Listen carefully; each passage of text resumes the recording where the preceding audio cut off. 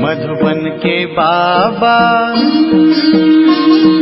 मधुबन के बाबा मुरली वाले, आपका क्या कहना, आपका क्या कहना।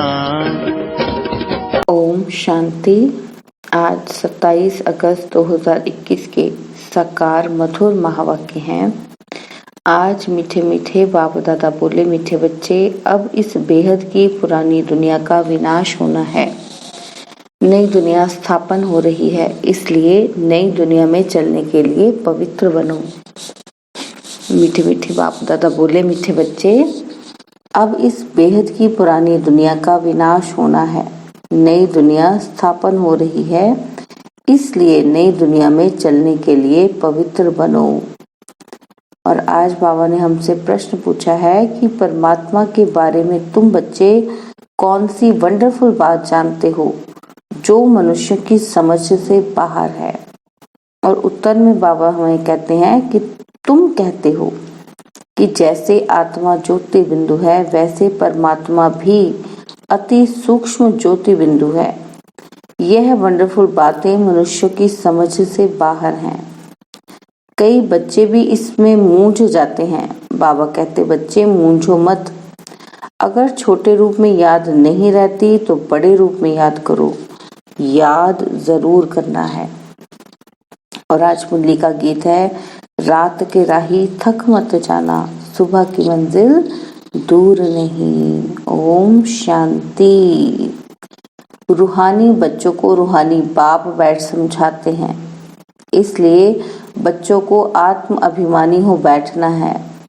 ऐसा और कोई जगह समझाया नहीं जाता। कोई भी साधु संत ऐसे नहीं समझाते कि आत्म अभिमानी हो बैठो। यह एक बाप ही समझाते हैं और किसी को कहने आएगा ही नहीं। यह युक्ति कोई बता नहीं सकेंगे। तुम बच्चे भी समझते हो कि हम आत्मा हैं। आत्मा ही एक शरीर छोड़ दूसरा लेती है। कब बैरिस्टर, कब डॉक्टर बनती है। आत्मा ही अभी पतित बनी है और फिर पावन बनेगी। आत्मा में ज्ञान धारण होता है। बाप निराकार ज्ञान का सागर है, तो जरूर आकर ज्ञान सुनाएंगे ना। पतित पावन है तो जरूर आकर पावन बनाएंगे। वह है सुप्रीम परम पिता परमात्मा। मैं तुम्हारा बाप सुप्रीम हूँ, नॉलेजफुल हूँ। मुझे अपना शरीर नहीं है। यह सब नॉलेज तुम्हारी आत्मा धारण करती है। बाबा कहते, तो तुम आत्म अभिमानी बनना है। तो तुमको क्या बनना है? आत्म अभिमानी बनना है। बाबा कहते, देह अभिमान नहीं रखना है। और कोई ऐसी जगह नहीं जहाँ सुनने और सुनाने वाले दोनों देही अभिमानी हो। क्योंकि बाबा कहते, बाकी जगह तो सबको अभिमान आता है, लेकिन इस जगह दोनों ही देही अभिमानी है। बाप तो है ही निराकार, वह आकर तुमको राजयोग सिखलाते हैं। बाकी सब मनुष्य हैं ही देह अभिमानी। भल इन लक्ष्मी नारायण के लिए कहेंगे कि यह आत्म अभिमानी थे, फिर भी देह भान तो रहता है ना। यह ज्ञान परमपिता परमात्मा ही आकर देते हैं। आत्मा को धारण करना होता है। आत्मा को ही पतित से पावन होने की युक्ति बताते हैं। अभी सारी दुनिया का डाउनफॉल है और फिर राइज करने आते हैं।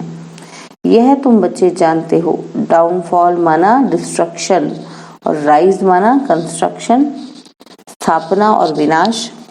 तो स्थापना किसकी?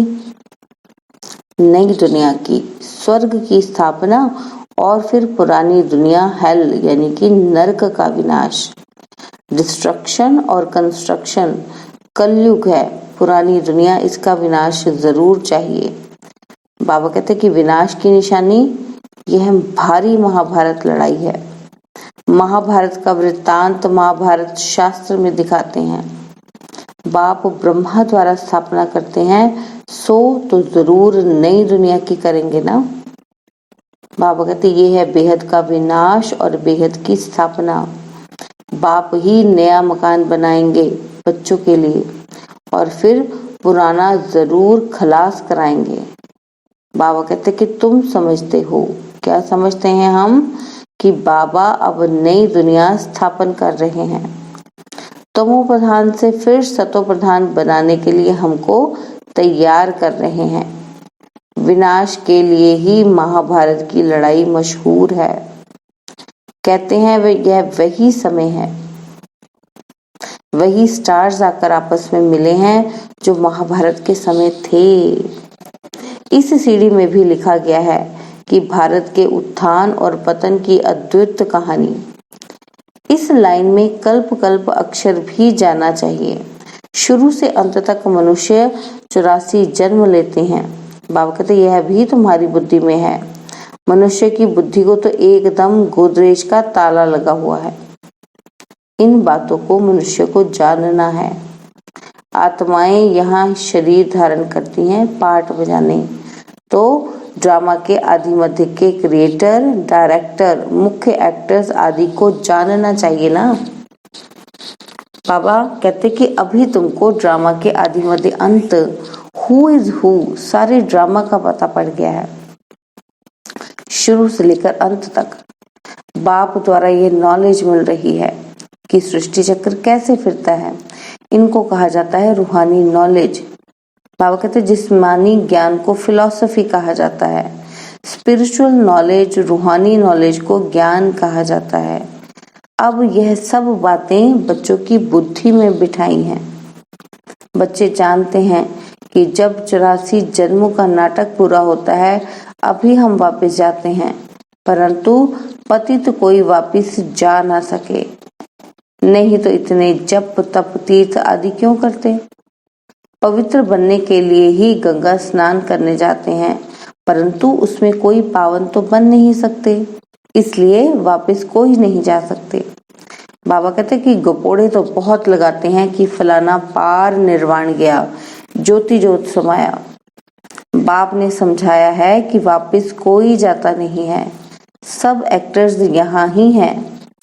अभी नाटक पूरा होता है तो सभी स्टेज पर खड़े हुए हैं। बाबा कहते कि अभी सब यहाँ मौजूद हैं। मनुष्य को पता ही नहीं कि बौद्धी, क्रिश्चियन आदि कहाँ हैं। बाबा कहते तुम समझते हो कि जो सब आत्माएं ऊपर से यहाँ आई हैं वह सब इस समय तमो प्रधान है। तमो प्रधान से सतो प्रधान कल्प पहले भी बने थे। बाप ही आकर स्थापना विनाश कराते हैं। कहते भी हैं कि यह ज्ञान राजाओं का राजा बनाने वाला है।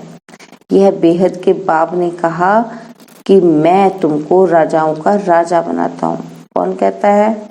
बाप ने कहा, बाबा ने कहा। कृष्ण तो स्थापना नहीं कराते, क्रिएटर बाप है। बाप ही आकर समझाते हैं कि तुम मुझे बुलाते हो तब बुलाते हो। बाबा कहते जब की सृष्टि पतित है। बाबा कहते ऐसे नहीं कि मैं नई सृष्टि रचता हूँ, जैसे दिखाते हैं प्रलय हुई। बाबा कहते ये सब रॉन्ग है। मनुष्य बुलाते ही हैं कि हे पतित पावन आओ, तो जरूर पतित दुनिया में ही आएंगे ना। बाप ही आकर कृष्णपुरी का साक्षात्कार कराते हैं, दिखाते हैं कि कृष्ण पीपल के पत्ते पर सागर में आया। बाबा कहते यह है ठीक बात, और नई दुनिया में फर्स्ट कृष्ण ही आते हैं।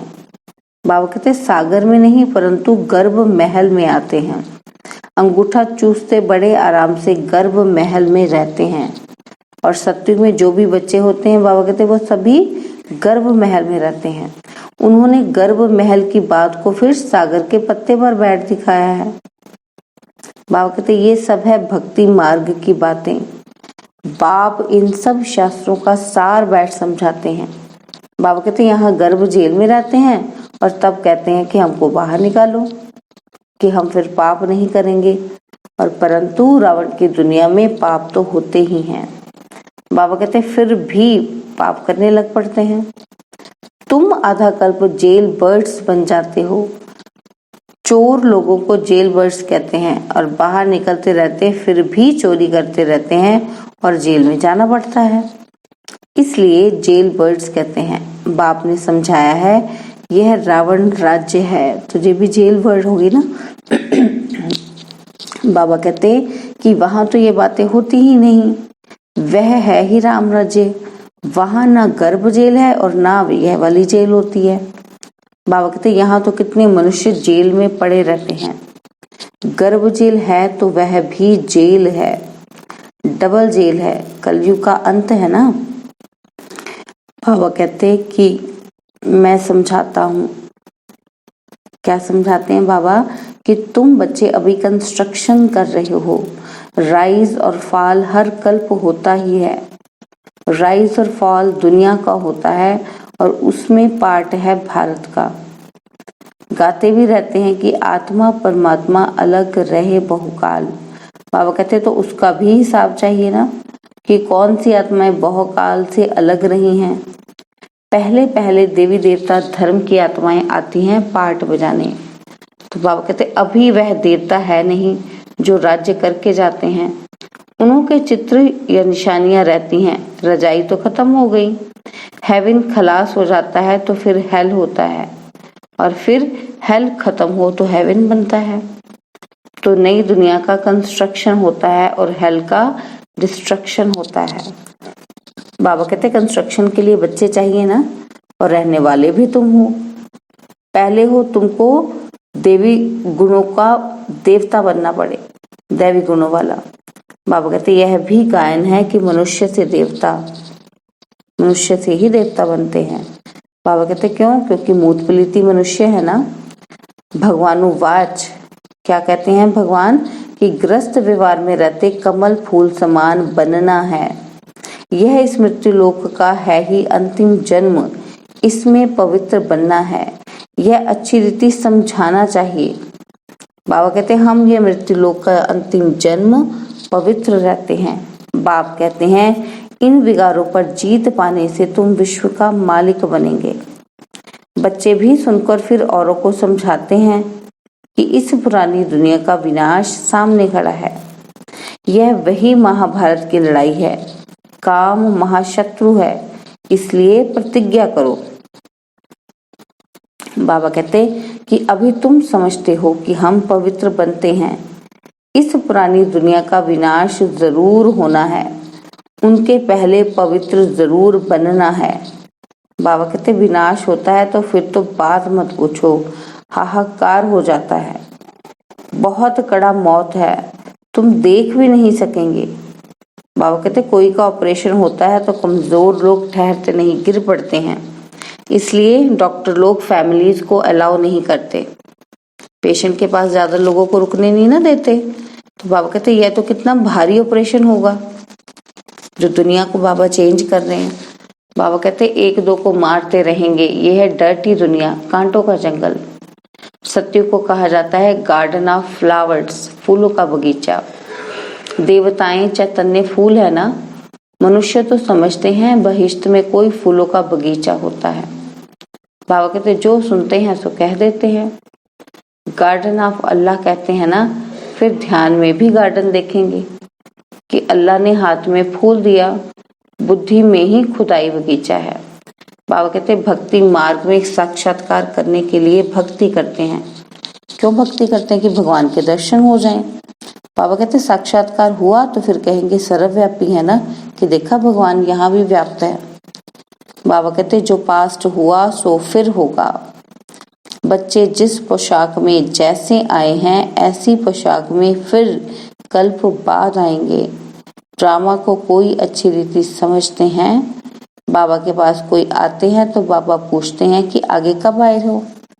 तो कहते हैं हाँ बाबा, आपसे कल्प आगे भी मिले थे, आपसे वर्षा लेने आए थे। बाप पूछते हैं क्या मर्तबा पाया था? क्वेश्चन पूछते हैं। बाबा कहते कि आपने मर्तबा पाया था? तो कहते हैं कि बाबा मम्मा कहते हैं तो जरूर उनके घराने में आए थे। बाबा कहते हैं कि ऐसा पुरुषार्थ करो जो ऊंच पद पाओ। यह सब बातें तुम्हारी बुद्धि में है, बरोबर लड़ाई भी है। बाबा कहते हैं नरक विनाश तो होना ही है, और तुम्हारे पास चित्र बड़े फर्स्ट क्लास है। यह कृष्ण 2 गोले वाला चित्र भी छपाना चाहिए। इसमें बड़ा क्लियर है कि स्वर्ग के द्वार खुलते हैं तो नरक तरफ लात है। बाबा कहते तुम्हारा भी मुंह है स्वर्ग तरफ, तो ये बिल्कुल एक्यूरेट बात है। फिर बाबा कहते कि जानते हो अभी हमको घर जाना है तो घर को ही याद करना पड़े, पुरानी दुनिया को भूलना पड़े। इसको कहा जाता है बेहद का वैराग्य। पुरानी दुनिया को छोड़ हम बाबा के पास जाते हैं। याद की यात्रा से ही जाएंगे। मुख्य है ही याद की बात। याद तो सब करते हैं ना। अभी बाप यथार्थ बात आकर समझाते हैं कि मुझे याद करो। यह है अव्यभिचारी याद, सो भी अर्थ सहित। बाबा कहते तुम जानते हो शिव बाबा भी बिंदी है। अपने को भी आत्मा बिंदी समझें और बाप को भी बिंदी समझें। नई बात देख भूल जाते हैं। बाबा कहते अपने को आत्मा समझ फिर बाप को और अपने घर को याद करना है। बाबा कहते अच्छा छोटी बिंदी लगती है, घर तो बड़ा है ना, घर को याद करो। फिर बाबा भी वहां रहते हैं। हम तुम वहां जाएंगे, यहाँ बाबा रहते हैं।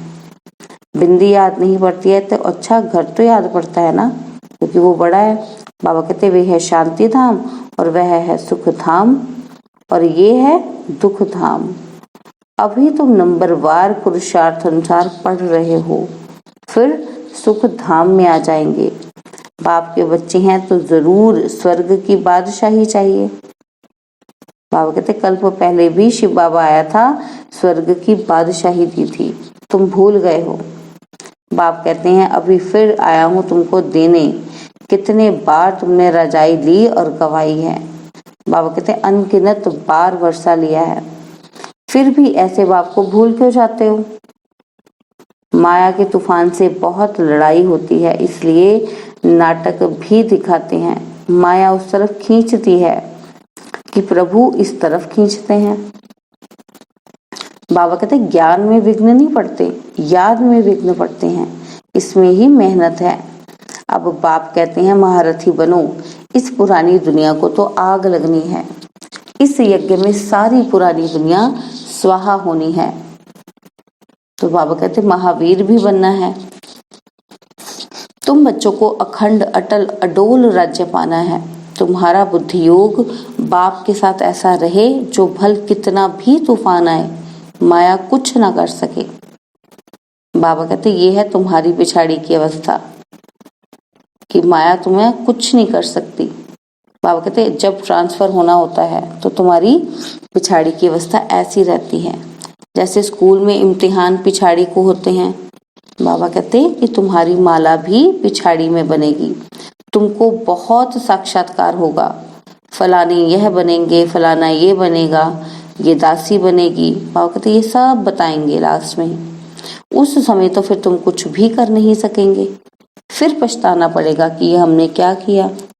तो बाबा कहते श्रीमत पर क्यों नहीं चला, हम फिर ये पूछेंगे अपने आप से, परंतु अंत समय में कुछ हो नहीं सकेगा। ऐसे बहुत पछताते हैं मनुष्य, किसी का खून कर फिर बाद में पछताते हैं, परंतु खून तो हो गया, अब फिर क्या करेंगे। बाबा कहते इसलिए बाप कहते हैं गफलत मत करो, अपना पुरुषार्थ करते रहो। अच्छा मीठे मीठे सिकिलदे बच्चों प्रति माता पिता बाप दादा का याद प्यार और गुड मॉर्निंग। रूहानी बाप की रूहानी बच्चों को नमस्ते। हम रूहानी बच्चों की रूहानी बाप दादाजी को दिलवा जान सिखवा प्रेम से नमस्ते। ओम शांति। प्यारे बाबा, मीठे बाबा, मेरे बाबा, शुक्रिया बाबा, शुक्रिया बाबा, शुक्रिया बाबा। धारणा के लिए मुख्य सार हैं। बाबा कहते कि 84 जन्मों का नाटक अभी पूरा होता है, वापस घर चलना है, इसलिए आत्म अभिमानी रह पावन बनना है, देह अभिमान मिटाना है। और सेकंड पॉइंट है कि अर्थ सहित अपने को आत्मा बिंदु समझ बिंदु बाप की अव्यभिचारी याद में रहना है। महावीर बन अपनी अवस्था अडोल अचल बनानी है।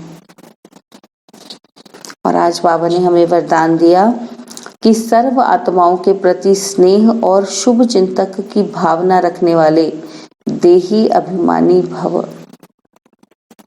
सर्व आत्माओं के प्रति स्नेह और शुभ चिंतक की भावना रखने वाले देही अभिमानी भव। जैसे महिमा करने वाली आत्मा के प्रति स्नेह की भावना रहती है, ऐसे ही जब कोई शिक्षा का इशारा देता है तो उसमें भी उस आत्मा के प्रति ऐसे ही स्नेह की, शुभ चिंतन की भावना रहे कि यह मेरे लिए बड़े से बड़े शुभ चिंतक है। ऐसी स्थिति को कहा जाता है देही अभिमानी। अगर देही अभिमानी नहीं है तो जरूर अभिमान है। अभिमान वाला कभी अपना अपमान सहन नहीं कर सकता।